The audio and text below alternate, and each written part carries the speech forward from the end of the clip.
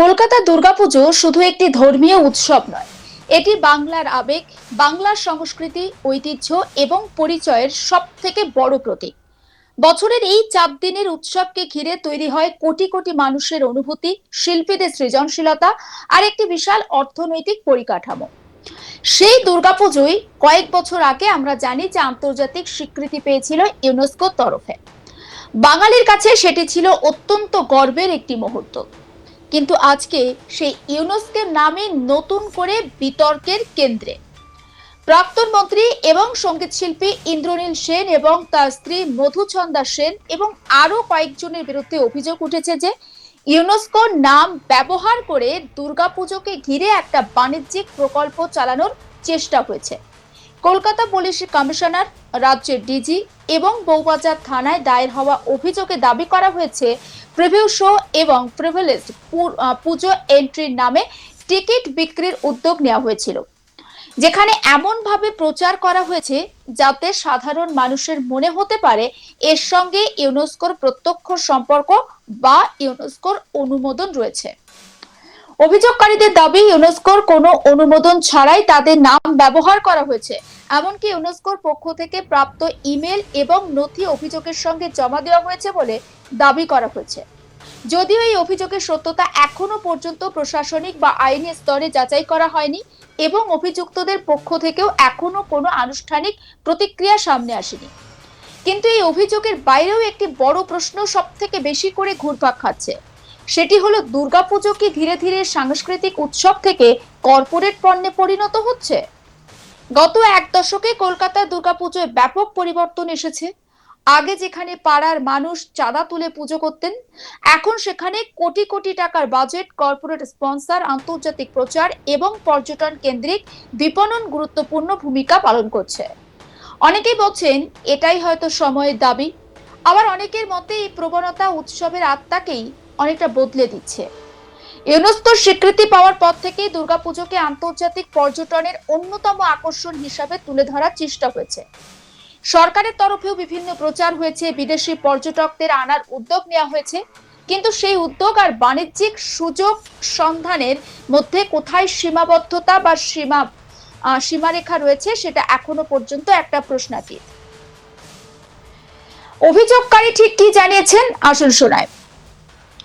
হঠাৎ দেখলাম 2022-এ হঠাৎ মাসআর্ট নামে একটি সংস্থা সে দুর্গাপুজোর প্রিভিউ শো শুরু করলো এবং তারা ক্লেম করলো যে দুর্গাপুজোর এই প্রিভিউ শোতে নাকি ইউনেস্কো ওদের সঙ্গে পার্টনারশিপ হয়েছে এবং এই 24টা পুজোকে সিলেক্ট করেছে। আমরা তখন ভাবলাম যে এটা কী করে সম্ভব, ইউনেস্কো কোনো ফিনান্সিয়াল এগ্রিমেন্টে কারোর সঙ্গে করতেই পারে না। আর যেখানে তুমি এবং সবথেকে বড় কথা এই প্রিভিউ শোতে সাধারণ মানুষের এন্ট্রি নেই, যারা ওই টিকিট দিয়ে টাকা দিয়ে টিকিট কেটেছে সেই একমাত্র ঢুকতে পারবে। আজকে আপনি বলুন 4000 টাকার টিকিট কজন কাটতে পারবে? আজকে একটা মানুষের মানে তার আর্থিক আয় 2 সপ্তাহের আয় হচ্ছে 4000 টাকা, সে সারা বছর ধরে তো টাকা জমায়ে 10 দিন পরিবারের সঙ্গে আনন্দ করবে বলে তুমি সেই দুর্গাপুজোকে তুমি টিকিট সিস্টেম করে তুমি তো ক্লাস ডিসক্রিমিনেট করে দিলে, তুমি তো প্রিভিলেজ শো বানিয়ে দিলে। রাজবাড়ি থেকে রাজপথে পুজো এসছে, সার্বজনীন পুজো হয়েছে, 12 ইয়ারের 12 আড়ি পুজো শুরু হয়েছে। কলকাতার দুর্গাপুজোকে সামনে রেখে পেছনে স্বদেশী আন্দোলনের সময় স্বদেশীরা নিজেদের কার্যকলাপ এগিয়ে নিয়ে গেছে। বার্মার জেলে নেতাজি অনশনে বসেছেন ব্রিটিশ রাজার এগেন্সে যে আমাকে দুর্গাপুজো করতে দিতে হবে। দুর্গাপুজো যার জন্যেই দুর্গাপুজো হিউম্যানিটি পেয়েছে, কারণ দুর্গাপুজো কিন্তু ওই 24টা দুর্গাপুজো ওই কোটি টাকার পুজোতে দুর্গাপুজো ডিফাইন হয় না। যে 5 লাখ টাকার পুজো আছে না, আর যে রাত জেগে যে মানুষটা দড়িটা বাঁধে, প্যান্ডেলটা করে, মাটিটা খুঁড়ে ভিত পুজোটা হয়, এই জন্য কিন্তু, কারণ এত মানুষের সমাগম এবং বেঙ্গলের সমস্ত কিছু জুড়ে আছে দুর্গাপুজো, তাহলে সেইটার মানবতার একদম গলা টিপে শেষ করা হয়েছে। আমাদের অভিযোগ এটাই যে ওরা কিউআর কোড স্ক্যান করছে, করে টাকাটা নিচ্ছে, দিয়ে বলছে গরিব লোকেদের ওরা নাকি সাহায্য করবে গ্রামে গঞ্জে। তা সেটা দেখাও কোন গরিব পরিবারটা উপকৃত হয়েছে, কোন গরিব মানুষের অ্যাকাউন্টে টাকাটা জমা পড়েছে, তুমি তো অন্য অ্যাকাউন্টে টাকা জমা নিচ্ছ। এটা একটা অনেক বড় জালিয়াতি হয়েছে এবং এটা তো পাবলিক মানি। ধরুন যে টিকিটটা কেটেছে একজন মানুষ, তো টিকিটটা কেটেছে কেন কেটেছে? ইউনেস্কো সিলেক্ট করেছে। আরে আমি যে কোনো সাধারণ মানুষ ভাবে আরে বাবা ইউনেস্কো সিলেক্ট করেছে, ওই পুজোটা তো দেখতে হবে, টিকিট ওইভাবে বিক্রি হয়েছে। অপর অভিযোগকারী জয়দীপ মুখার্জির সঙ্গে কথা বলেছেন আমার কালিক রাহি হালদার। আসুন তিনি ঠিক কি অভিযোগ জানিয়েছেন শোনাই আপনাদের। বাঙালির আবেগের দুর্গাপুজো, সেই দুর্গাপুজোর নিয়েও একেবারে এবার ভুরি ভুরি অভিযোগ উঠছে, সেখানেও দুর্নীতির, এবং সেই দুর্নীতির অভিযোগের তীর তা যাচ্ছে অর্থাৎ প্রাক্তন যিনি তথ্য সংস্কৃতি মন্ত্রী ইন্দ্রনীল সেন, তার বিরুদ্ধে। আমরা এই মুহূর্তে রয়েছি সরাসরি ঠিক সেই মানুষটার সঙ্গে যিনি এই অভিযোগ করেছেন, এবং এই মর্মে কিন্তু তিনি মুখ্যমন্ত্রী থেকে শুরু করে কলকাতা পুলিশের পুলিশ কমিশনার তাদেরকে তিনি একবারে লিখিত অভিযোগ জানিয়েছেন। আমাদের সঙ্গে রয়েছেন জয়দীপ মুখার্জি। জয়দীপবাবু, ঠিক কি কারণে আপনি এরকম একটা গুরুতর অভিযোগ আনছেন, ঘটনাটা কি? দেখুন, কলকাতার Durga Puja UNESCO intangible cultural heritage of হিউম্যানিটির ইনস্ক্রিপশন পায় 15ই ডিসেম্বর 2021।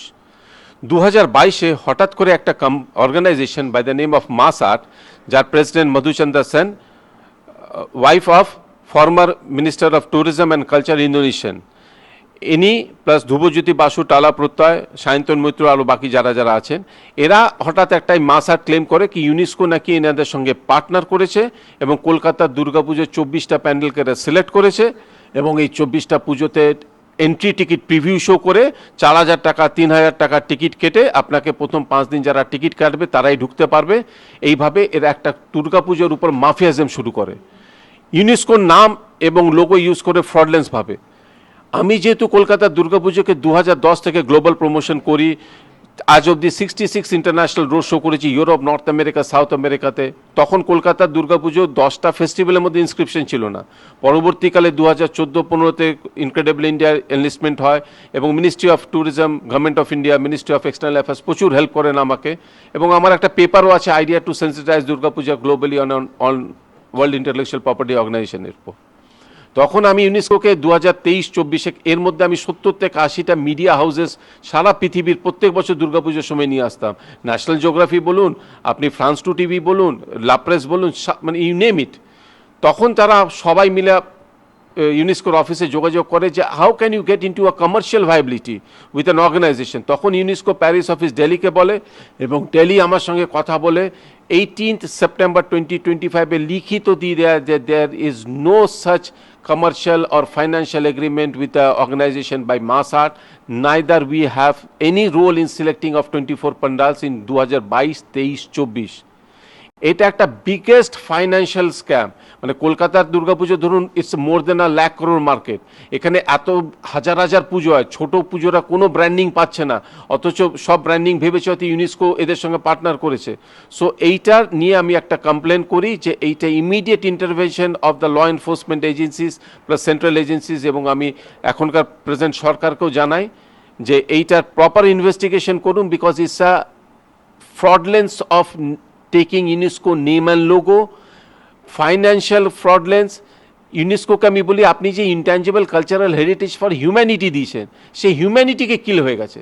বিকজ কলকাতার Durga Puja revolves, Bengal's economy and sentiment revolves around Durga Puja, এবং এই ইউনেস্কো লাস্ট বিগত 5 বছরে ইউনেস্কো ফ্রডলেন্স অফ নেম অ্যান্ড লোগোর জন্যে 17টা জায়গা থেকে ওয়ার্ল্ডে নিজেদের মানে ডিলিট করে দিয়েছে এমনি ইনট্যাঞ্জেবল, যারা ফলসলি করেছে। সো আমাদের দেশের সম্মান জড়িয়ে আছে।